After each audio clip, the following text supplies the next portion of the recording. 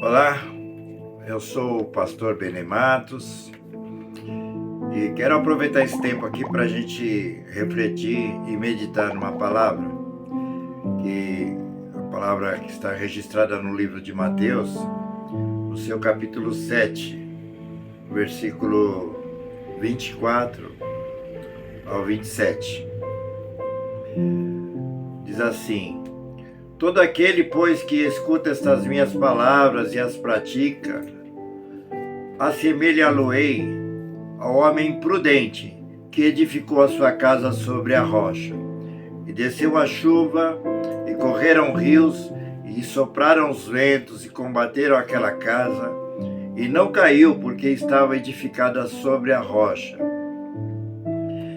E aquele que ouve essas minhas palavras e não as cumpre, compará-lo-ei ao homem insensato que edificou a sua casa sobre a areia. E desceu a chuva, e correram os rios, e sopraram os ventos, e combateram aquela casa, e caiu, e foi grande a sua queda. Essas palavras são do próprio Senhor Jesus. E é muito importante, eu gostaria até de pensar e refletir sobre tudo que a gente tem ouvido, né, durante esse tempo, porque nós estamos na era da informação, né? E essa era da informação, a gente está bombardeado, todo mundo está bombardeado de tantas informações. E não é diferente também em relação à Bíblia, a palavra de Deus, a palavra do Senhor Jesus. E nesse texto existem uma reflexão justamente sobre como nós nos posicionamos diante da palavra de Deus. Isso parece que é escrito agora, mas quando a gente olha por toda a Bíblia, inclusive no Antigo Testamento, a gente vê que todos os homens, todas as pessoas não conseguiram guardar a palavra de Deus.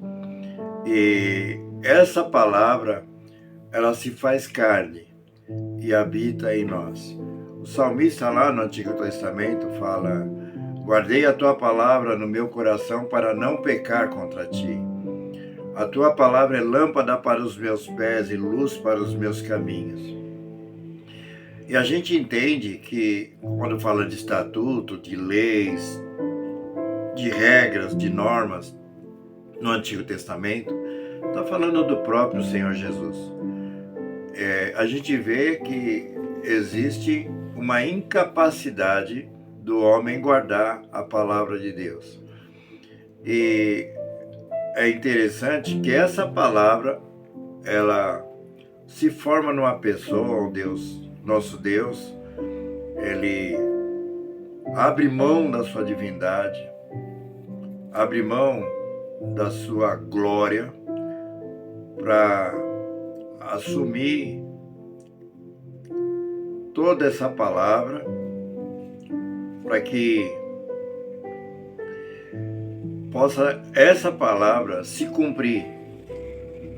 Então a Bíblia diz assim, lá em João capítulo 1, versículo 14, que o Verbo se fez carne e habitou entre nós.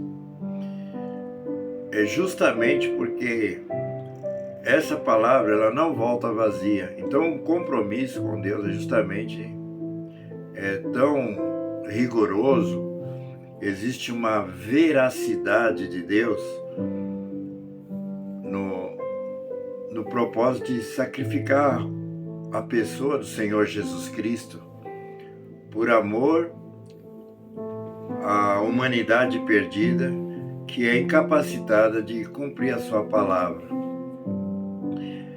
E todo esse investimento de amor, toda essa manifestação de amor que se potencializa e se concentra na pessoa do Senhor Jesus Cristo, que é justamente para cumprimento dessa palavra chega até nós. E a gente vê em várias situações, até em relatos do Antigo Testamento, posicionamentos de profetas. Eu vou até especificar aqui a vida do profeta Daniel, quando ele chega em Babilônia, que justamente existe uma proposta do rei para tirar aquelas palavras, tirando aquela palavra, tirando a educação e comprometendo a identidade do povo, do povo, né? E voltando aqui para esse texto, eu vejo assim que o Senhor Jesus, esse texto sobre guardar e não guardar a palavra de Deus, né, praticar ou não praticar a palavra de Deus, ela conclui justamente um relato de tudo aquilo que o Senhor Jesus. E o Senhor Jesus, quando ele nasce, Isaías relata assim, que ele é maravilhoso conselheiro, Deus forte, Pai da eternidade, príncipe da paz. E veja bem como é tão importante a palavra de Deus, sabe? É acima de tudo que é mais importante, nada é tão importante como importante é a palavra de Deus, é a palavra da vida. E quando você não considera, quando a gente não considera, quando a gente não se posiciona nesse grau, nessa valiosidade, nessa preciosidade que é a palavra de Deus, a gente está numa qualidade de insensatez, sabe? A palavra insensatez, ela é um antônimo de sabedoria. E a palavra prudência, ela significa justamente um adjetivo da composição da palavra de sabedoria. Ou seja, Deus, ele só tem compromisso com você a partir do momento que você considera a palavra dele. E essa palavra é justamente a palavra de vida, a que faz com que você seja vencedor, mais do que vencedor, que faz com que você triunfe sobre todas as adversidades. Essa palavra é que faz com que você aproveite a vida na sua íntegra, no ápice do seu valor. E você vê por esse mundo tão problemático, tão complicado nesses tempos agora, onde com tudo que poderia melhorar, existem tantas coisas acontecendo e uma desvalorização generalizada do gênero humano por causa de uma insensatez em considerar a palavra de Deus. Então eu gostaria de perguntar aqui, quem é Jesus para você? O que significa Jesus? Sabe, eu, graças a Deus, Ele é meu Senhor, o meu Salvador, Ele é meu Deus. E, sabe, de tudo que existe, nada existe mais precioso do que a palavra de Deus. Tanto é que tudo foi criado pela sua palavra. Quando Deus fala, haja luz, Ele está querendo dizer, haja Jesus. Haja Jesus. E Deus, Ele tem compromisso com essa palavra. E se você considerar hoje, agora, a palavra de Deus sobre todas as coisas na sua vida, você vai viver o melhor que a vida tem. Você vai alcançar a grande satisfação da vida. Existe um apóstolo que ele chama Pedro, e ele ainda era discípulo.